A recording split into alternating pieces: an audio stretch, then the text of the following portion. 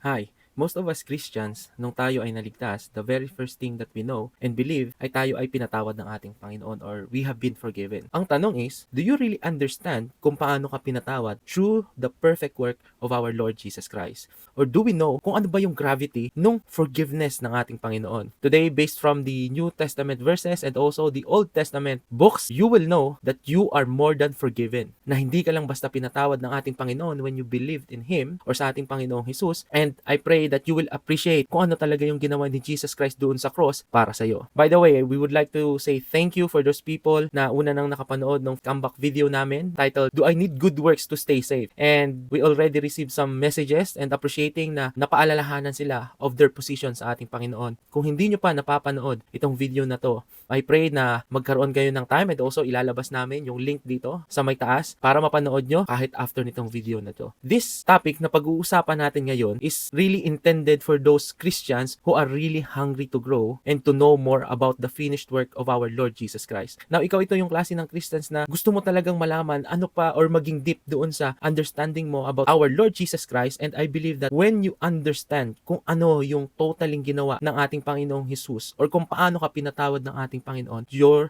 relationship with our Lord will really grow. And I believe that as you continue to listen, the Lord will bless you and impart to you or remind you that you are righteous sa ating Panginoon. Now, as a Christian, again, sinabi natin kanina that we believe doon sa John 3:16 at isa ito sa pinaka-sikat or alam ng mga tao patungkol sa salvation natin. And through this verse, we all know that when we believe in our Lord Jesus Christ, we have been forgiven. But most of the time, nung nalaman natin na tayo ay forgiven, nagsastop na tayo doon. We just know that we have been forgiven. And then that's it. We don't know kung paano ba tayo talaga forgive ng ating Panginoon. Or bakit able ang Panginoon to forgive us through the work of our Lord Jesus Christ. Ano ba talaga yung nangyari sa atin at doon sa ginawa ng ating Panginoong Jesus kaya tayo pinatawad ng ating Panginoon. Now, do you know that when you believe in our Lord Jesus Christ, you also become righteous sa harap ng ating Panginoon? Again, when you believe in the finished work of our Lord Jesus Christ, or when you believe in our Lord Jesus Christ, God forgives you from all of your sins, but also He made you righteous sa Kanyang harapan. And that even if you fail, God still sees you righteous sa harap niya. Now, I just want to give a warning doon sa mga ibang possible na mga nanonood nito na mga sabihin natin mga professing Christians. They don't really have this heart sa ating Panginoon and they just go to church probably or ginagamit yung grace ng Panginoon and the total forgiveness para ma-fulfill yung mga selfish desire nila. And these people are those only uses grace in order to continue the sinful life na they want. And they don't really have a heart para sa ating Panginoon. They don't have really the heart to glorify ang ating Panginoon. But if in case that you are a professing Christian and you are watching this, I pray that through the power of the Holy Spirit and conviction of the Holy Spirit,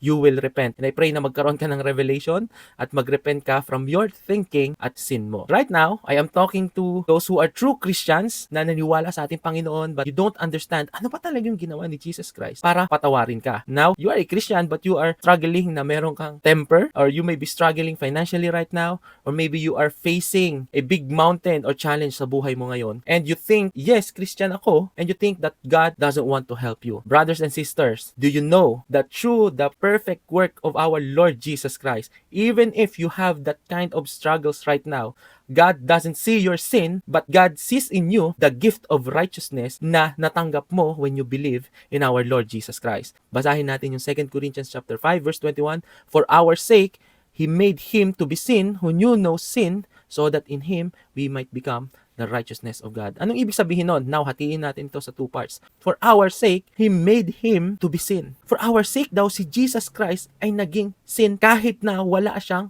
ginawang mali, wala siyang ginawang kasalanan. That Jesus Christ ay na-punished for our sins even though tayo yung gumawa ng sin. Tayo yung nagkamali. Pero si Jesus Christ na perfect, siya yung na-punish para doon sa ginawa nating mali. Doon, ibig sabihin, makikita natin yung forgiveness ng kasalanan natin. Kasi alam natin na ang sin ay dapat ma-punish. Instead na tayo ang ma-punish, si Jesus Christ yung na-punish sa cross, na siya yung namatay para doon sa kasalanan natin. Sabi dyan sa next part ng verse na yan, so that in Him, so that daw doon kay Jesus Christ, we might become the righteousness of God. Now, si Jesus Christ yung na-punish para sa kasalanan natin. Si Jesus Christ ay walang ginawang kasalanan.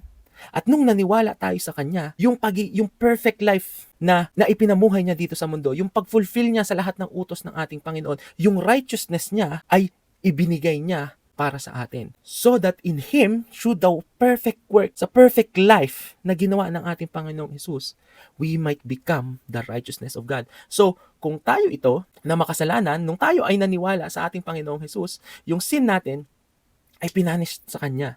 At yung life, yung perfect life na ipinamuhay niya, ay binigay naman niya yon para sa atin. Yun yung tinatawag na gift of righteousness na mababasa mo doon sa book of Romans at sa iba pang letters ni Apostle Paul. You can see na ito yung tinatawag natin na grace ng Panginoon. This is the grace of God. Actually, that is the gospel of grace. The gospel of our Lord Jesus Christ. Ito yung gospel na tayo ay pinatawad, hindi dahil gumawa tayo ng mabuti, kundi dahil hindi natin kayang bumalik sa Panginoon, hindi natin kayang mag-live ng perfect life. Ang ginawa ng ating Panginoon ay ibinigay niya yung anak niya para mamuhay ng perfect, pero siya din yung mamamatay para sa kasalanan natin, and then yung buhay na ipinamuhay niya na perfect, yung righteousness niya, ay ibinigay naman sa atin. Ito ang gospel of grace.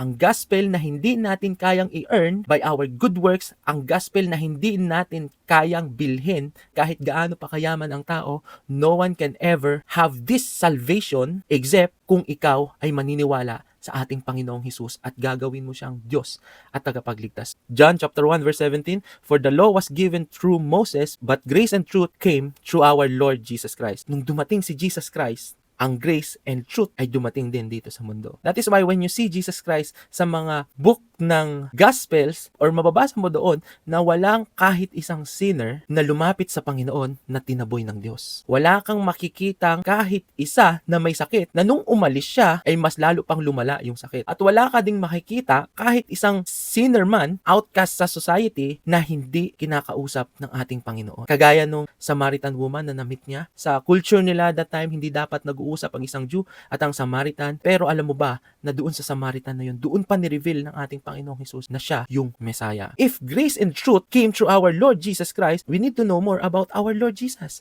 And we need to study and know every detail about doon sa perfect work na ginawa niya doon sa cross. And we want you to know na this is our desire, that whenever you watch our videos, you will only see Jesus and nothing else. Ang goal natin dito, because we want you to know how magnificent our Lord Jesus is and how wonderful and also kung gaano ka-glorious yung ginawa niya doon sa cross para sa iyo. Ang sabi sa 1 John, we love because He first loved us. It is our goal na makita ano ba yung love ng Lord para sa atin, at yung love na yon ay yun ang magdadrive sa atin para mahalin pabalik ang Panginoon and not the other way around. That is why in-explain natin doon sa first video natin na yung good works natin is not the root. Ano ibig sabihin nun? Na yung good works natin hindi yung ang pinanggalingan kaya tayo nagkaroon ng salvation, kundi good works ay fruit, bunga ng ating salvation, because God first loved us and saved us and given us His righteousness. Ngayon, magkakaroon tayo ng fruit ng ating salvation. Again, hindi tayo naligtas because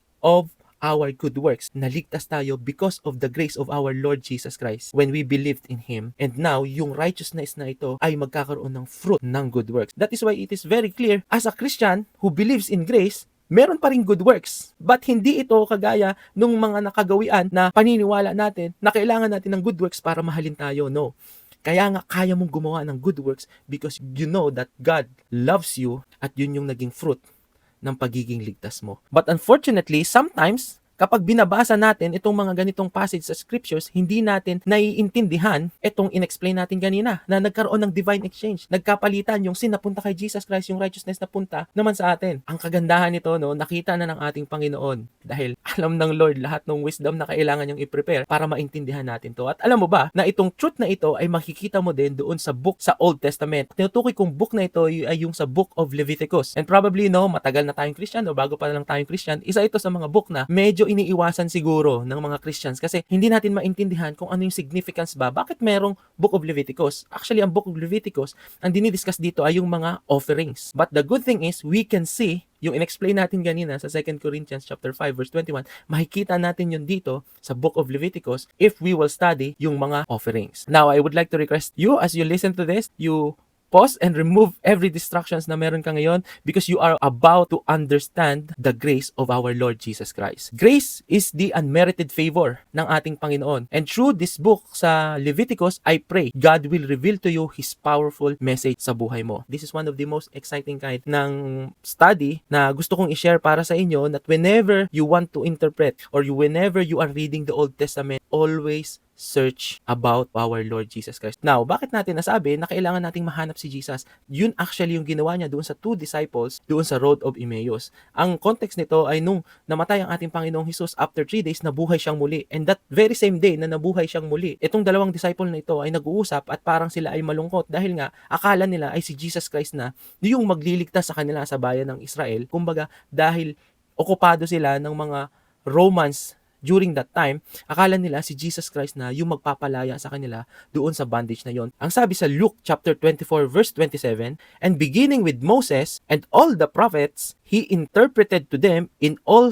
the scriptures, and beginning with Moses and all the prophets, and beginning with Moses and all the prophets. Ibig sabihin, yung sinasabi ditong beginning with Moses is yung about the first 5 books of the Old Testament, yung Genesis, Exodus, Leviticus, Numbers, and Deuteronomy. Ang ginawa daw dito ni Jesus Christ doon sa dalawang disciples ay ininterpret daw niya in all the scriptures, sa buong scriptures na yon, the things concerning Himself. Talagang napakaganda na kailangan nating aralin at makita natin si Jesus Christ dito sa Old Testament. So now, binanggit natin kanina na yung Book of Leviticus ang pag-aaralan natin. And actually dito sa Book of Leviticus, pag meron ditong sinasabi na 5 main offerings, at ito yung burnt offering, grain offering, peace offering, sin offering, and trespass offering.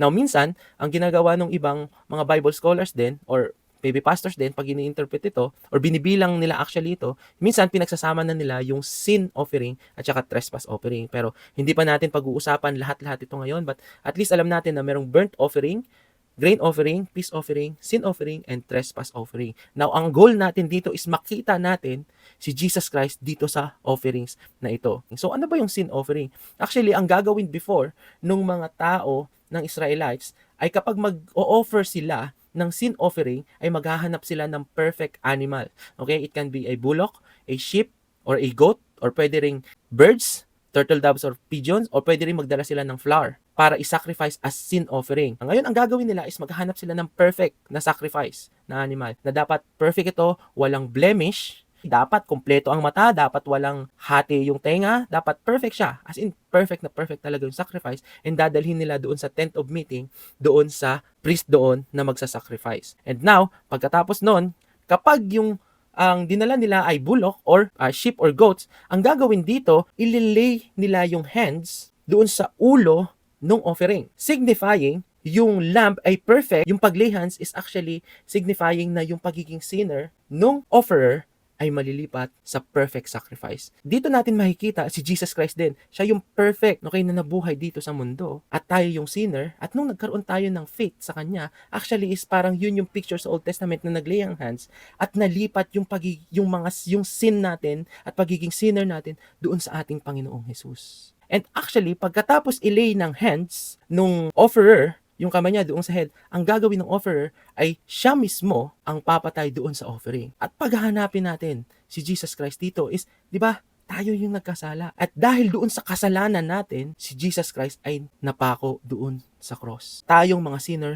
ang naging rason kaya namatay ang ating Panginoon sa cross. Kaya ang ganda ng picture dito sa sin offering, na naglay ng hands. It's like parang ito yung naniwala tayo sa ating Panginoon, and then tayo yung pumatay, yung offer ang pumatay doon sa offering niya, signifying na dahil sa kasalanan natin, namatay din ang ating Panginoong Jesus. At hindi lang yan, no, may tinatawag din tayong burnt offering. Doon sa burnt offering naman, makikita nyo ito sa first chapter ng Book of Leviticus. At ang ibig sabihin naman ito is the same ang gagawin. Maghahanap ng perfect sacrifice, maghahanap ng it's either bullock or lamb yan, or sheep. Maglilay ng hands din yung offerer na yon doon sa ulo ng sacrifice. Pero ang ibig sabihin naman nun, okay, ng burnt offering, ang tinatawag kasing burnt offering, ay tinawag din itong sweet aroma, pleasing to the Lord. Okay? So pag binasa ninyo ang Book of Leviticus, mababasa nyo sa burnt offering na meron binanggit na sweet aroma. Ibig sabihin, yung pagiging perfect ng offering niya without blemish, yung pagiging perfect nung sacrifice ay magiging covering doon sa nag-offer. Nung naniwala ka sa ating Panginoong Jesus, yung sin mo ay napunish doon sa kanya at yung righteousness naman niya nalipat sa iyo. Ito yung tinatawag nating good news. At kahit sino na maniwala sa ating Panginoong Hesus ay for sure mapapatawad ang lahat ng kanyang kasalanan at bibigyan siya ng gift of righteousness. Ang sabi sa Isaiah 53 verse 5 to 6, "But He was pierced for our transgression." Jesus Christ ay na-pierced for our transgression. He was crushed for our iniquities. Kaya siya nandoon ay dahil doon sa transgression, doon sa mga ginawa nating kasalanan. At yung inexplain natin kanina, yun yung ibig sabihin na si Jesus Christ yung naging sin offering natin. Tayo as sinners, siya yung na-pierced for our transgression. At siya din yung na-crushed because of our iniquities. At ang sabi sa verse 6, "All we like sheep have gone astray. We have turned to His own way. And the Lord has laid on Him the iniquity of us all." Again, babasahin ko. "And the Lord has laid on Him the iniquity of us all." Sa sobrang pagmamahal ng Diyos sa buong sanlibutan, sa sobrang pagmamahal ng Diyos sa ating mga tao, actually, yun yung sinasabi ng John 3:16 na He gave His only begotten Son. Na ibig sabihin, yung sin natin, siya mismo ang naglagay doon sa begotten Son niya at ang reason na yon ay para ma-reconcile tayo sa Kanya. Now, hindi ka pa nakakaisip ng mabuti or maganda para sa Diyos. Gusto na ng Diyos na ma-reconcile ka sa Kanya by putting all of our sins, kasalanan ko, kasalanan mo, kasalanan ng buong sanlibutan doon sa ating Panginoong Hesus para siya yung magbayad noon at mag-suffer para sa atin. No? The Lord has laid on Him. Diyos mismo ang naglagay ng sins natin, ng iniquities natin sa ating Panginoong Hesus. Why? Dahil ganun ka kamahal ng Diyos at ganun niya gusto na ma-reconcile ka para sa Kanya. At nawa as you listen to this, maramdaman mo yung tunay na pagmamahal ng Diyos para sa iyo. That it is not because you are good, but because God is good. At ang sabi sa Romans chapter 2 verse 4, it is the goodness of God that leads us to repentance. Sinasabi natin kanina that we need to understand yung gravity ng ginawa ng ating Panginoong Hesus para sa atin. Paano ba tayo talaga pinatawad ng Diyos? Hanggang saan ba tayo pinatawad ng ating Panginoon? At ang sabi sa Psalm 103 verse 2 to 3, "Bless the Lord, O my soul, and forget not all His benefits." Ano daw yung benefits na mayroon tayo sa ating Panginoon? At ang sabi sa verse 3, ang unang benefit daw ay ito, "Who forgives all your iniquity." Who forgives all your iniquity, who heals all your diseases. Ano ibig sabihin nun? Now, let us emphasize itong sinabi dito na who forgives all your iniquity. Anong ibig sabihin ng all? Pinatawad ng Diyos lahat ng kasalanan natin from the moment na tayo ay nabuhay dito sa mundo hanggang sa moment na tayo ay mamamatay. Na pinatawad ng Diyos lahat ng kasalanan mo, past, present, and future sins mo. Kasi nung nabuhay ka dito sa mundo, namatay na si Jesus Christ. At alam na ng Diyos ang magiging buhay mo sa mundo, simula nung magiging buhay mo sa mundo, simula nung nabuhay ka hanggang sa mamatay ka. Nabuhay ka, naging Christian ka hanggang sa mamatay ka. Alam na ng Diyos kung ano yung mangyayari sa'yo. Nakita na ng Panginoon lahat ng magiging kasalanan mo. At ang sabi dito, who forgives all your iniquity. At pag sinabi natin na all, that is all. Hindi lang past, okay? Hindi lang past sins, hindi lang present sins. Kasama, for sure, ang future sins natin. Kaya nga, ang tawag sa ginawa ni Jesus Christ sa cross ay perfect work. Now, you may be thinking na, paano nangyari yun? O totoo ba na lahat ng kasalanan natin ay pinatawad na ng ating Panginoon? Now, babalik tayo doon sa Book of Leviticus, that if yung pag-shed ng blood ng mga sacrifice can cover yung sins nung unang panahon, nung mga nagdala, nung mga offerer, how much more yung effect ng precious blood of our Lord Jesus Christ. Now, sa Old Testament, yung forgiveness na yon, yung ginagawa nila is just the shadow. At ito yung substance sa New Testament na through the righteous blood, perfect blood of our Lord Jesus Christ, lahat ng kasalanan natin ay pinatawad ng Panginoon. At to back this up, ang sabi sa Psalm 103 verse 12, "As far as the east is from the west, so far does He remove our transgressions from us." Kung tayo ay magta-travel dito sa mundo, magsimula tayo sa east papuntang west, matatapos ka ba? Maaabot mo ba yung dulo ng east? Or kung halimbawa mag-travel ka simula sa west, maaabot mo ba yung dulo ng west? 'Di ba? Nainiwala tayong bilog ang mundo. At paikot-ikot ka lang sa mundong ito kapag nag-travel ka from east to west or west to east. At ang sabi doon, so far does He remove our transgressions for us. Ganun ka pinatawad ng ating Panginoon. And that is why, through the burnt offering naman, ibinigay sa iyo ang righteousness ng ating Panginoon. Maybe you are thinking na, Lord, hindi ko maintindihan bakit ganun ako kamahal ng Panginoon. Yes, hindi talaga natin makukomprehend ang pagmamahal ng Panginoon. Kasi mismong perfect blood ni Jesus, yung blameless blood ni Jesus Christ, yung nag-washed away ng lahat ng kasalanan natin. Yung perfect life niya, yung pleasing aroma ng buhay niya na ibinamuhay dito sa mundo, yun yung ibinigay niya para sa atin. And when Jesus Christ said, "It is finished," doon sa cross, lahat ng kasalanan mo, kasalanan ko, tayong naniwala sa ating Panginoong Hesus, ay wala na. Pinatawad na ng ating Panginoon. Kaya nga kung mapapansin mo doon sa story nitong the cross, 'di ba? Yung veil doon sa temple ay na torn. Ano ibig sabihin nun?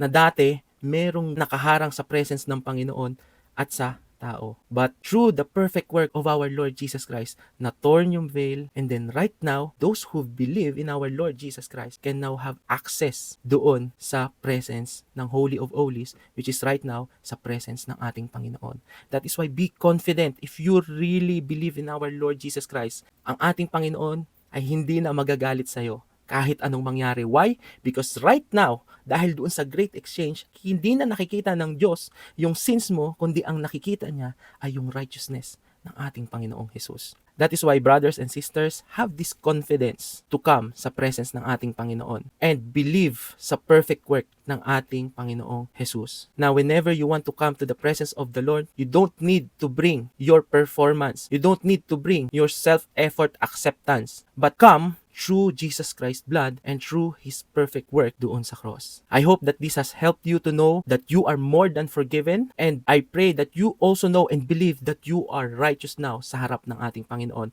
not by your own works but by the grace of God alone. And please, I would like to request you to please meditate dito sa mga verses na ito. You can check this out, itong mga verses na ito, and meditate itong forgiveness na ibinigay sa iyo ng Panginoon. And if you are still doubting but you really want to believe, there's still fear or there's still doubt, I am righteous by faith. Now, ang sabi sa Romans chapter 10 verse 17, faith comes by hearing and hearing the word of Christ. So you can just rewatch this video and find videos na makakapag-point sa iyo, hindi sa sarili mo, kundi sa perfect work ng ating Panginoon Jesus. Now, if you are watching this video and you want to know about the forgiveness of sins and you do not know this greatest son of David na si Jesus Christ, ang sinasabi sa iyo ngayon ng ating Panginoon, come to me, all you who labor and are heavy laden. If you are depressed, if you are cast down, ang sabi ni Jesus, come to me and I will give you rest. My yoke is easy and my burden is light. Kung ikaw ito, kahit saang lupalop ka man ng mundo, I want you to pray this prayer with me right now. To invite Jesus Christ, our loving Savior, the one who has the key to eternal life, to your total forgiveness and gift of righteousness. Pray with me right now. Sabayan mo ko.